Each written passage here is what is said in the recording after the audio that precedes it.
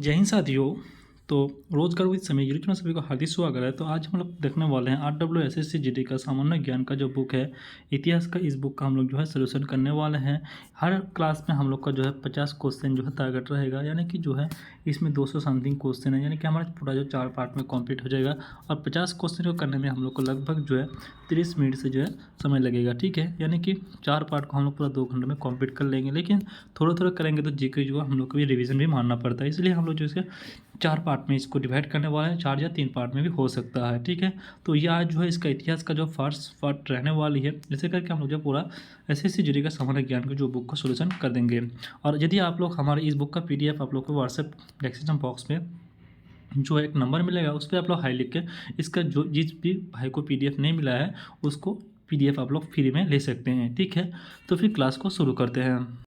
तो जैसे ये RW का बुक है 2025 का जो बुक है जीके सामान्य ज्ञान का, ठीक है। ये बुक जो है बहुत ही अच्छे से बनाया गया है, ठीक है। हम लोग इसका थोड़ा सिलेबस देख लेते हैं। तो इसमें हमारा सामान्य ज्ञान में रहेगा, इतिहास रहेगा, भूगोल रहेगा, भारतीय राज्य व्यवस्था रहेगा, अर्थव्यवस्था रहेगा, ठीक है। उसके बाद जो है और हमारा कुछ रहेगा भारतीय भौतिक विज्ञान रहेगा, रसायन विज्ञान और जीवन विज्ञान रहेगा, ठीक है। इसमें जो है हमारा कमी पार्ट रह सकती है, 2 पार्ट रह सकती है, लेकिन इसमें जो है 3 पार्ट हमारा हो सकता है। उसके बाद जो है स्टैटिक जीके रहने वाली है, ठीक है। तो हम लोग आज जब पहला क्लास शुरू करते हैं, आप लोग यदि चैनल पहली बार चैनल को सब्सक्राइब करना भूलेगा। हर एक नोटिफिकेशन आप लोग को वीडियो का जैसे अपलोड होगा आप लोग के पास जो है वो ढुक जाएगा, ठीक है। तो फिर शुरू करते हैं। जैसे कि भारतीय पुरातन काल का जनक किसको कहा जाता था, तो ये जो है अलेक्जेंडर घनिष्ठों को कहा जाता था, ठीक है। इसके बारे में कुछ जो है पॉइंट दिया हुआ है, इस पॉइंट को हम लोग थोड़ा जानेंगे। इस पॉइंट में क्या है इसके बारे में जानना बहुत ही ज़रूरत है। अगर ये क्वेश्चन नहीं है तो इससे भी रिलेटेड क्वेश्चन आ सकता है। तो अलेक्जेंडर डाफ कनिघोस्ट को भारतीय पुरातन काल का जनक कहा जाता था, ठीक है। अलेक्जेंडर कनिघोम ने भारत में वर्ष 1861 में भारतीय पुस्तक यानी कि ASI की स्थापना की थी, और इसके पहले मानिक दत्तो वी बेन ने किया था, ठीक है। उसके बाद देखने वाला सेकंड क्वेश्चन, जो निम्न में से कौन भारत में पुरातन महा का एक पुस्तक पुरापाषाण काल का स्थापना किया था, तो वो तो कौन था? हेन सानी था, ठीक है। हेन सानी था। इसके बारे में जानेंगे। जो पुरापाषाण कालीन स्थान हुना सानी कर्नाटक राज्य में स्थापना किया था, और ये जो है चाट बुर्जहोम तथा मोहनगोडेंड नवपाषाण कालीन स्थापना थी, ठीक है। उसके बाद नेक्स्ट क्वेश्चन, प्राचीन काल में कम्मकार शब्द का संबंधित डैश थी, तो इसमें किसमें थी? भूमिहीन खेतीहर मजदूरी थी, भूमिहीन खेतीहीन मजदूरी थी, ठीक है। इसके बारे में जानेंगे। कम्मकार एक तमिल शब्द है। कम्मकार एक क्या है? तमिल शब्द है, जिसका संबंध भूमिहीन खेतीहीन मजदूरी से था। यह लोग जमींदार के खेती में कार्य करता था, और इस लोग को नगद या किसी वस्तु के रूप में भुगतान किया जाता था, ठीक है। यानी कि इस जो कम्मकार जो है इसमें क्या होता था, लोग किसी मालिक के घर में काम करेगा, उसको जो है पैसे के बदले में कुछ अनाज देगा या कुछ भी दे के उन लोग को जो है काम करवाया लिया जाता था, यही उसका जो था, ठीक है। उसके बाद जो है लोह युग को यह नाम इसलिए दिया गया है कि इस समय के दौरान मध्यम पूर्व और दक्षिण पूर्व युग में आयोजित एक हथियारों में मुख्य रूप में डैश की जागत लोग का इस्माइलित होने लग गया था, ठीक है। तो ये इसका जो आंसर रहेगा वो रहेगा कासे का जो है लग गया था, ठीक है। उसके बाद जो इसका पॉइंट को देख लेना है। कास युग के प्रवर्तन ने लोह युग का मार्ग प्रस्तावना किया था। लोह युग के दौरान मध्य पूर्व और दक्षिण पूर्व युग में 1001 हथियारों में कांस के जगम लोह का उपयोग होने लगा था। ठीक है, उसके बाद जो है सिंधु सभ्यता के लोग डैश बनाने के लिए तांबे और टीन का मिश्रण करते थे। तो किस में करते थे? कांस में करते थे। देखेंगे इसका पॉइंट क्या है। जो सिंधु घाटी सभ्यता के लोग कांस बनाने के लिए तांबा और टीन का मिश्रण करते थे। ठीक है, सिंधु घाटी सभ्यता का सम्मुख केंद्रीय हड़प्पा है होने के कारण इसके हड़प्पा सभ्यता भी कहा जाता है। ठीक है, उसके बाद जो है माइकोलिथिक डैश का इस्तेमाल शुरुआती इंसानी द्वारा किया गया था। इसका जो उत्तर रहेगा छोटे पत्थर के औजार थे। ठीक है, माइकोलिस छोटे पत्थर के औजार होते थे। इसके आकृतिक बोल्ट के समान होते थे। वे उपकरण व्यवसाय में छोटे एवं निकुट होने थे जिनका उपयोग शुरुआते मनुष्य द्वारा शिकार करने में किया जाता था। ठीक है, सूरज मानसों लोग का शिकार करने में किया जाता है। उसके बाद जो है मोहनजोदड़ो नाम का अर्थ डैश भाषा में मोदी का टीला था। तो इसका मोहनजोदड़ो था कहाँ पे था? सिंधी में था। ठीक है, उसके बाद देखेंगे सिंधी भाषा में मोहनजोदड़ो का अर्थ है मार्तिक टीला। ठीक है, सिंधी भाषा में मोहनजोदड़ो का अर्थ है मार्तिक टीला। शोधोप स्थान मोहनजोदड़ो की खोज वर्ष 1922 ई.एम. राखालदास बनार्जी ने किया था। ई.एम. राखालदास बनार्जी ने जो किया था। और मोहनजोदड़ो पाकिस्तान की सिंधु प्रांत के हरकानन झील में सिंधु नदी के तट पर स्थापित थी। ठीक है, उसके बाद देखेंगे नेक्स्ट क्वेश्चन, निम्नलिखित में से भारतीय कौन सी लिपि द्वारा से बाएं और लिखा जाता था? तो ये कौन सा था? ये हमारा खंडोट लिपि थी। कौन सी लिपि थी? खंडोट जो है लिपि थी। इसके द्वारा जो है बाएं से लिखा जाती थी। इसके बारे में जो है जानेंगे। इसके बारे में थोड़ा जानना बहुत ही जरूरी है। जैसे कि प्राचीन भारत खरोख लिपि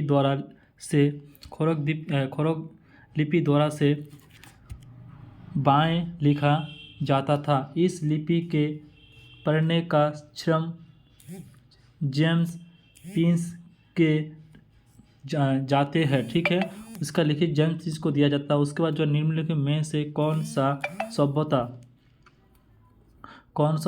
जो है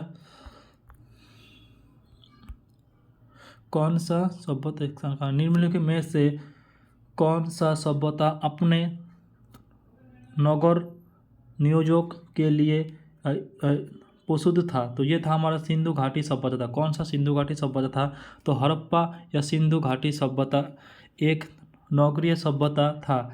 नगरीय नियोजक की व्यवस्था सिंधु घाटी सभ्यता की एक प्रमुख विशेष थी। सिंधु घाटी सभ्यता के द्वारा मनुष्य नगद हड़प्पा मोहनजोदड़ो था। ठीक है, उसके बाद देखेंगे किस स्थान पे हड़प्पा कालीन रथ की एक प्रतिमा स्थापित किया गया था? वो था हमारे देमाबाद में था। तो इसके बारे में जानेंगे थोड़ा। देमाबाद महाराष्ट्र हड़प्पा सभ्यता का दक्षिण प्रांत स्थान पे वह से रथ की पूर्ति प्रयोग किया था। ठीक है, उसके बाद ऋग्वेद काल में रावी नदी का क्या कहा जाता था? ऋग्वेद काल को रावी नदी में क्या कहा जाता था? तो इसको कहा जाता था जो हमारे पूर्वपोषी कहा जाता। इसके बारे में कुछ जानेंगे। जैसे कि प्राचीन और आधुनिक जानेंगे। आस्केनी जो आधुनिक क्या बोला जाता है? इसको चिनाब बोला जाता है। उसके बाद जो है विपाशा को क्या बोला जाता है? व्यय बोला जाता है।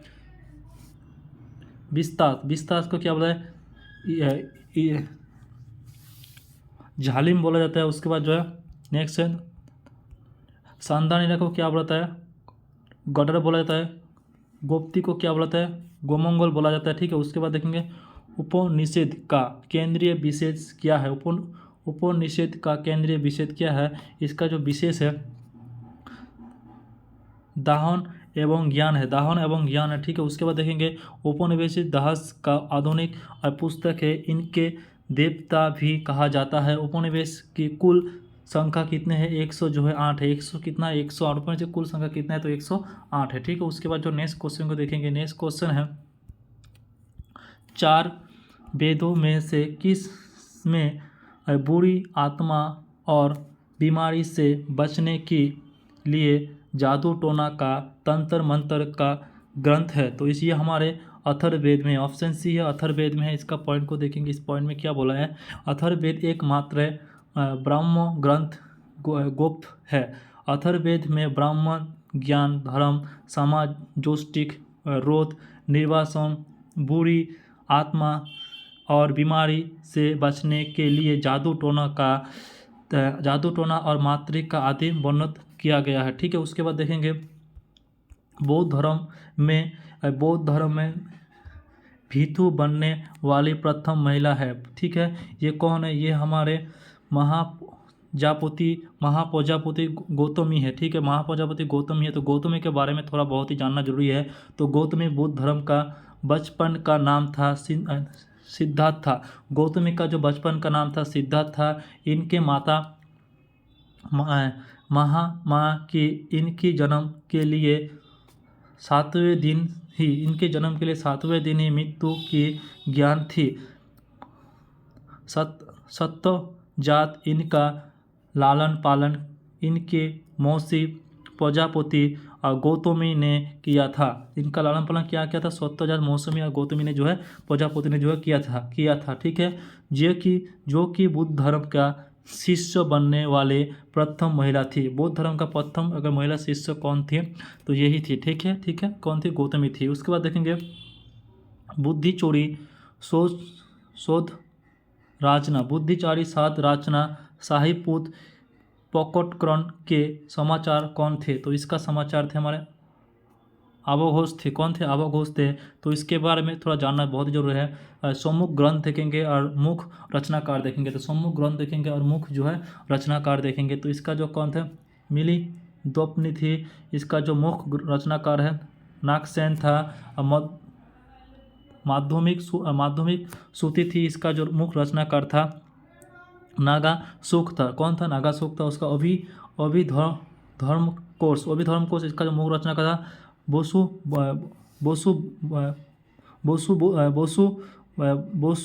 बोधु था। ठीक है, उसके बाद जो है विशु दिमाग इसका जो मुख रचनाकार था बुद्धि घोष था। ठीक है, उसके बाद देखेंगे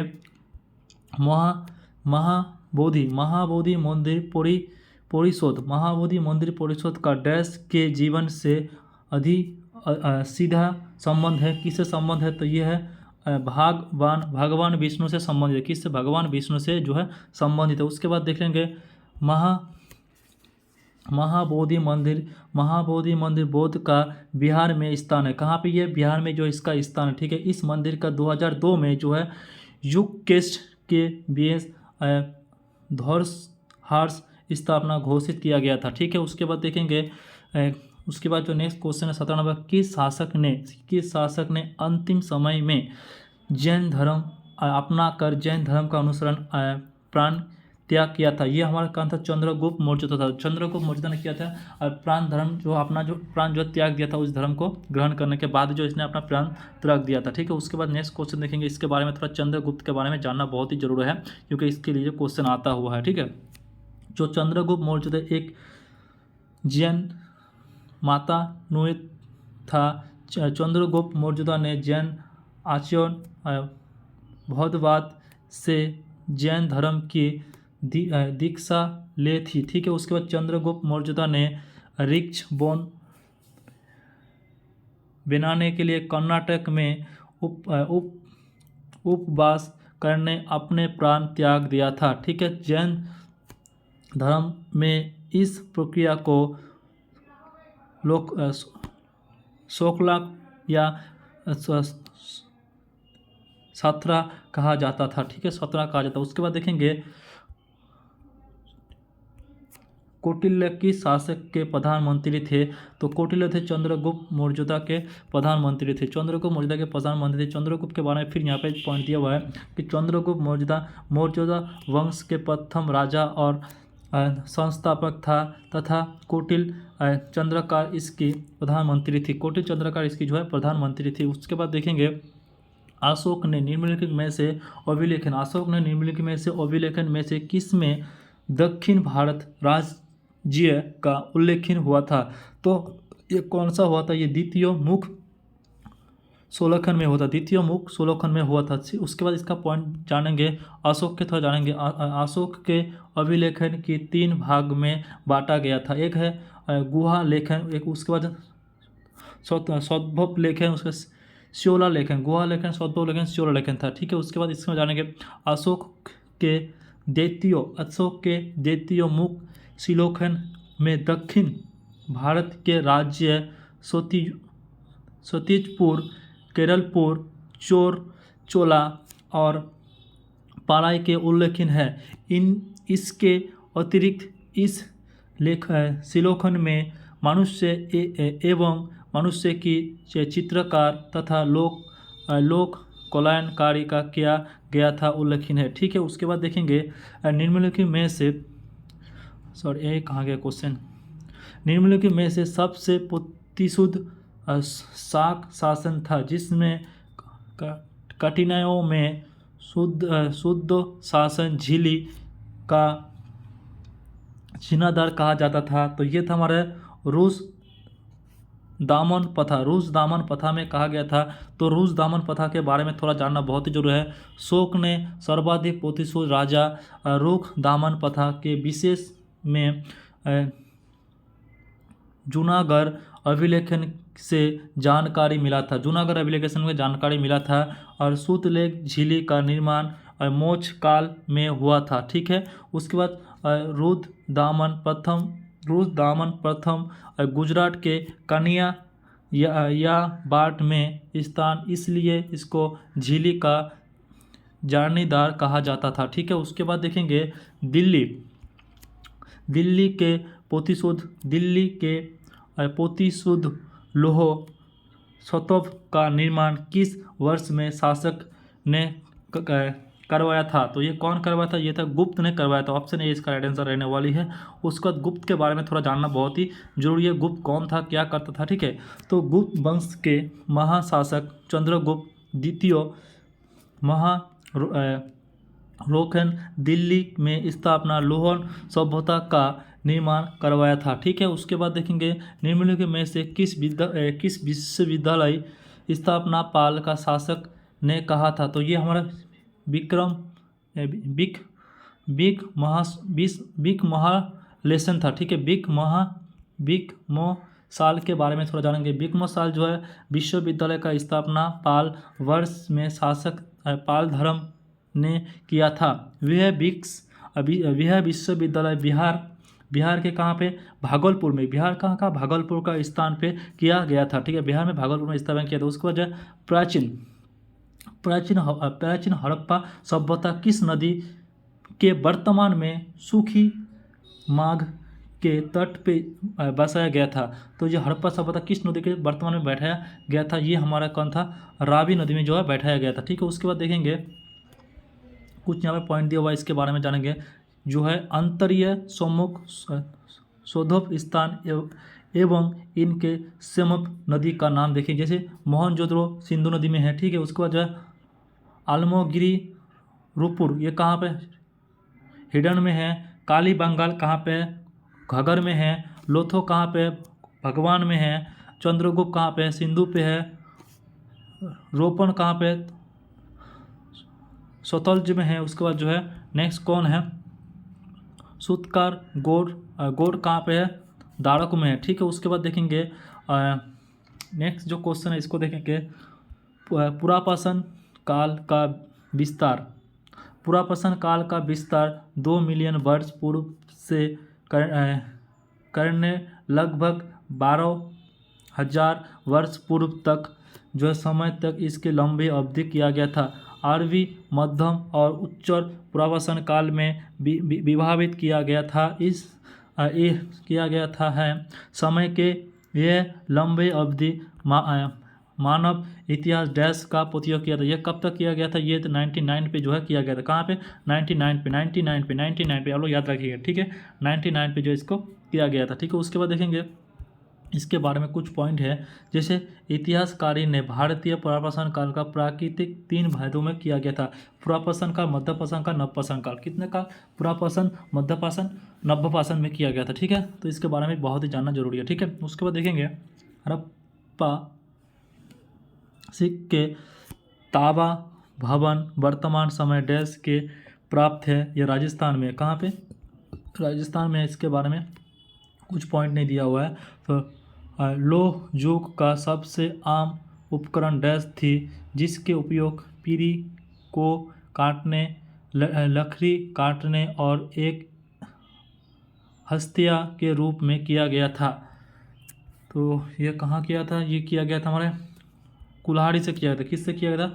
कुल्हाड़ी से जो है इसको किया गया था। उसके बाद देखेंगे निम्नलिखित में से किस नदी का नाम ऋग्वेद में केवल एक बार उल्लेख किया था? वो था गंगा था। कौन था? गंगा था। ये क्वेश्चन बहुत ही इंपॉर्टेंट है। उसके बाद देखेंगे ऋग्वेद में गंगा नदी का एक बार तथा यमुना नदी का 3 बार उल्लेख किया। तो यमुना नदी का 3 बार, यमुना नदी का 3 बार और गंगा नदी का 1 बार किया था ऋग्वेद में। उसके बाद ऋग्वेद काल की सर्वाधिक परिवर्तन नदी, सर्वाधिक तथा सर्वाधिक उसके बाद है महत्वपूर्ण नदी सिंधु मानी नदी था, ठीक है। उसके बाद देखेंगे डैश वेद 4 वेदों में सबसे छोटी है। वह है सिंधु परपा में एक दिवस स्थान रखता है और साधु और मात्रा का ग्रहण करता है। वो कौन था? वह था हमारा सामवेद था। सामवेद था, ठीक है। कौन था? सामवेद था। उसके बाद देखेंगे सामवेद था, ठीक है। उसके बाद देखेंगे वेदों से सर्वाधिक महत्वपूर्ण तथ्य को जानना बहुत ही जरूरी है। वेदों से सर्वाधिक तथ्य देंगे। ऋग्वेद के 3 मंडल में ज्ञानी मात्रा उल्लेखित है, ठीक है। उसके बाद सामवेद में ज्ञानों के अवसर पर ज्ञान जानने वाले मात्रा का ग्रस्त है, ठीक है। उसको अथर्ववेद में जादू टोना, यह हम पढ़े, ठीक है। अथर्ववेद में जादू टोना मात्रा सर्वाधिक जानकारी उल्लेखित है, ठीक है। उसके बाद देखेंगे योग वेद में कर्मकांड वेद है, ठीक है। उसके बाद देखेंगे निम्नलिखित में से कौन सा सबसे पुराना वेद है? तो हमारा ऋग्वेद है। कौन सा वेद है? ऋग्वेद है। उसके बाद देखेंगे इसका कुछ महत्वपूर्ण पॉइंट है। सबसे नवीन वेद अथर्ववेद है। सबसे नवीन वेद कौन है? अथर्ववेद है, ठीक है। उसके बाद गज्जा एवं पर्व में लिखा वेदों में से कौन सा? यजुर्वेद है, ठीक है। भारतीय संगीत का जनक कहा जाता है सामवेद को। भारतीय संगीत का जनक कहा जाता है सामवेद को। ऋग्वेद समाप्त तथा यमुना का ऋग्वेद भी जो कहा जाता है, ठीक है। उसके बाद देखेंगे निम्नलिखित में से कौन सा पुनर्वासन स्थान वर्तमान भारत में स्थापित नहीं था? वो था मोहन गौरन था। उसके बाद मोहन गौरन वर्तमान में, मोहन गौरन के बारे में थोड़ा जानना जरूरी है। मोहन गौरन वर्तमान में बालूचिस्तान पाकिस्तान में। मोहन जो कहाँ पे? वर्तमान पाकिस्तान में बालूचिस्तान में। नवपाषाण कालीन स्थान पे उल्लूर नवपाषाण काल में उल्लूर कर्नाटक में, चिरातान बिहार में तथा महागढ़ उत्तर प्रदेश में स्थापित है। महागढ़ उत्तर प्रदेश में जो है स्थापित है, ठीक है। उसके बाद देखेंगे नेक्स्ट क्वेश्चन को देखेंगे। नेक्स्ट क्वेश्चन हमारा 31 नंबर क्वेश्चन। नेक्स्ट क्वेश्चन क्या बोल रहा है कि वेदों में सबसे पुराना वेद ऋग्वेद है। वेदों में सबसे पुराना वेद कौन है? ऋग्वेद है। ऐसा बोलेगा कि वेदों में सबसे पुराना वेद कौन है? तो ऋग्वेद है, ठीक है। उसके बाद आप लोग समझ के पढ़ेंगे ना, तो एकदम 1 से 2 बार पढ़ने के बाद कोई पढ़ने की जरूरत नहीं पड़ेगी। अगर समझ के पढ़ेंगे, अगर रट्टा मार के पढ़ेंगे तो फिर आप लोग को फिर जो पढ़ाई करना पड़ेगा। रट्टा पढ़ के कोई फायदा नहीं, ठीक है। समझ के पढ़ो, आराम से पढ़ो, ठीक है। इसलिए मैं 50-50 क्वेश्चन का जो है पार्ट वाइज लेके आ रहा हूँ, जैसे आप लोग समझ के क्वेश्चन को पढ़वाए, ठीक है। उसको ऋग्वेद में सबसे पुराना वेद है, ठीक है, जिसके जानने लगभग कितना वर्ष हुआ था? 35 वर्ष हुआ था, ठीक है। इसमें बहुत सारे बच्चे कंफ्यूज है, सभी जो है इसको सी मारते हैं या तो बी मारते हैं, लेकिन इसमें जब 3500 है, कितना? 3500, ठीक है। उसके बाद इसका ऋग्वेद के बारे में थोड़ा इंपॉर्टेंट कुछ पॉइंट को जानना बहुत ही जरूरत है, ठीक है। जैसे कि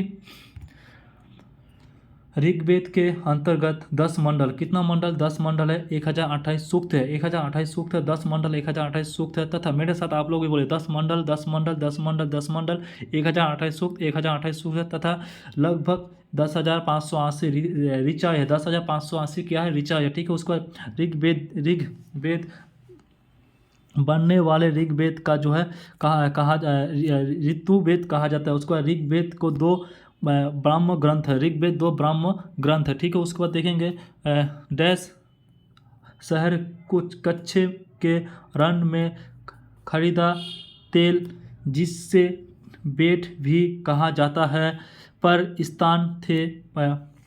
स्थान थे जहाँ तक पानी और उपचार मिट्टी था। तो इसको कौन सा ये था हमारा? धोलावीरा था। कौन सा? धोलावीरा था, धोलावीरा, ठीक है, धोलावीरा था। उसके बाद जो है धोलावीरा के अगर क्वेश्चन आएगा तो हमें यहाँ से पढ़ लेंगे, तो और उसके बारे में पढ़ने की कोई जरूरत नहीं है, ठीक है। तो धोलावीरा सबसे महत्वपूर्ण तथ्य क्या जानेंगे? धोलावीरा अफगानिस्तान कच्छप गुजरात में था। कहाँ पे था? ये गुजरात में था। उसके बाद जो है खोजकर्ता कौन था? वीपी जोशी था। उसके बाद देखेंगे इस सफ़ेद कुआसा आयताकार नगर भी कहा जाता है। इसको सफ़ेद कुआसा आयताकार नगर भी जो है कहा जाता है। उसके बाद देखेंगे हड़प्पा कालीन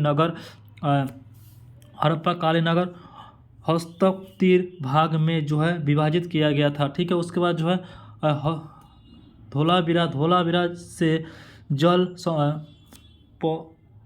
पौध के सार्थक प्राप्त हुआ था, ठीक है। उसके बाद देखेंगे नेक्स्ट क्वेश्चन है सिंधु घाटी सभ्यता के निम्नलिखित में से किस स्थान पे महासांतनानगर की खोज हुआ था? तो महासांतनानगर की खोज हुआ था, कहाँ पे हुआ था? ये हुआ था मोहनजोदड़ो में हुआ था। कहाँ पे हुआ था? मोहनजोदड़ो में जो है इसको हुआ था। उसके बाद देखेंगे मोहनजोदड़ो नैतिक की काश मूर्ति 3 मुख वाले देवता थे। कौन से 3 मुख वाले क्या थे? देवता थे। देवता तो आप लोग देखा कोई नहीं, लेकिन देवता हम मानते हैं कि देवता होते। 3 मुख वाले क्या? देवता थे। उसके पूरा पास नाथ की मूर्ति, माती देवी थी की मूर्ति भी थी, ठीक है। उसके बाद काली बंगाल के बारे में थोड़ा जान लेंगे, ठीक है। जेतु एक खेत अग्निपुरा के शाखा आदि थी, ठीक है। उसके बाद लोथन कौन था? लोथन के बारे में थोड़ा जानेंगे। बादोरगा धान चावला 3 युगल सर्वाधिक के सार्थक थी, ठीक है। 3 युगल सर्वाधिक के सार्थक थे। उसके बाद जो है बदनामी कौन था? मिट्टी से बना हल था, ठीक है। उसके बाद देखेंगे हड़प्पा कालीन स्थान रगरपुर भारत के किस वर्तमान राज्य में स्थानित है? तो ये हमारा कहाँ है? गुजरात में। कहाँ पे है? गुजरात में, ठीक है। उसके बाद देखेंगे हड़प्पा कालीन स्थान गुजरात भारत के गुजरात राज्य में स्थापित है। उसके बाद कालीबंगा राजस्थान में, बनावली हरियाणा में तथा धोलावीरा गुजरात में स्थापित है। कहाँ पे? धोलावीरा जो है गुजरात में जो है स्थापित है। उसके बाद देखेंगे नेक्स्ट क्वेश्चन को देखेंगे। नेक्स्ट क्वेश्चन क्या कहती है हमारी? इसमें जो है वेद देखेंगे, कौन सा वेद? तो यहाँ पर पढ़ा के वेद ऋषि कोलिप का संबंध भारतीय देश से डैश प्रस्ताव था। ये हमारा कौन था? संघा था, ठीक है। उसके बाद इसके में कुछ इंपॉर्टेंट दिया हुआ है, इसको पढ़ के जाएंगे तो इससे बाहर कोई क्वेश्चन नहीं आएगा, ठीक है। तो इसका देखेंगे संघा दर्शन एवं प्रवर्तन को देखेंगे, ठीक है। तो नया के बारे में क्या है? गौतम है। और उसके बाद पूर्व सीमा की बात में जोमिना है। उत्तर सीमा की बात करें तो वामदाय है। योग की बात करें तो योग कौन है? पतंजलि है। उसके बाद बेसोपिस की बात में कौपांत उलूक है। उसके बाद जो है चावल की बात करें चावलुक है, ठीक है। तो ये जो पूरा का पूरा जाना। उसके बाद जो है यहाँ पर जानेंगे नेक्स्ट क्वेश्चन हमारा 36 नंबर क्वेश्चन। यहाँ पर बोला है प्राचीन शहर लोथो जब अब एक सम्मुख पुरापाषाण स्थान के रूप में समर्पित भारत के किस राज्य में स्थापित किया गया था? ये था हमारे गुजरात में किया गया था। ठीक है, कहाँ पे किया गया था? गुजरात में किया था। तो इस लोथल के बारे में कुछ इंपॉर्टेंट तथ्य है यहाँ पर, जैसे कि लोथल भारत के गुजरात में स्थापित एक पुरापाषाण स्थान तथा प्राचीन बंदरगाह है। ये पुरापाषाण काल का बंदरगाह है। यह जो है भगवान नदी के तट पर स्थापित तथा इनके खोज में डॉक्टर ए आर राव की ने जो किया था, डॉक्टर ए आर राव ने जो किया था। ठीक है, उसका ऋग्वेद डैश के सूक्त की संख्या कितना है? 28 है। अभी हम लोग पढ़ के आए 10 मंडल 28 सूक्त 10,100 इसका रिचार्ज है। ठीक है, उसके बाद देखिए निम्नलिखित में से किस घटना साल का रचयिता माना जाता है? तो इसका कौन को मानता है? भरतमुनि को जो है माना जाता है। भरतमुनि के बारे में थोड़ा जानेंगे तो भरतमुनि जो है नाट्यशाला का सबसे प्राचीन ग्रंथ है, जो अपने विचारों के साथ साथ व्यापार विश्व जगत समगत के परिवर्तन है। ठीक है, उसके बाद देखेंगे नेक्स्ट क्वेश्चन देखेंगे, निम्नलिखित में से कौन सा प्राचीन ग्रंथ जिसका ऋचाएँ व्यय के जाते हैं प्राचीन भारत का एवं समस्त महाकालीन और इनमें 18 वर्ष पुरातन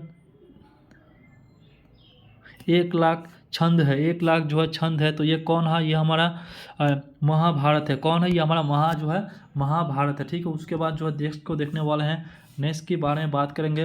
तो ऋग्वेद की मात्रा का समूह डैश कहाँ लाती है? तो ये हमारा सूक्त है। कौन है? ये हमारा सूक्त है। तो इसके बारे में थोड़ा जानेंगे ऋग्वेद के बारे में। ऋग्वेद के मात्रा के समूह सूक्त कहाँ लाते हैं? ऋग्वेद के अंतर्गत 28 सूक्त 1028 क्या है? सूक्त है। 1028 जो है क्या है? सूक्त है। ठीक है, 1028 जो है सूक्त है। उसके बाद देखेंगे 41 नंबर क्वेश्चन को देखेंगे। 41 नंबर क्वेश्चन क्या कहते हैं? पोषुत अर्थात का क्षेत्र निम्नलिखित में से किस प्राचीन भारत द्वीप और पुण्यत्रिका कहा जाता है? तो इसका मतलब क्या कहता है? चाणकर कहा जाता है। इसके बारे में कुछ जानेंगे। सम्मुख रचना के बारे में, मुख्य रचनाकार के बारे में। इसका जो रचना किया उसका ये कौन है? रामायण था। रामायण कहाँ का था? महर्षि वाल्मीकि था। ठीक है, उसके बाद जो अष्टधामी था कहाँ था? पाणियानी था। उसके बाद जो है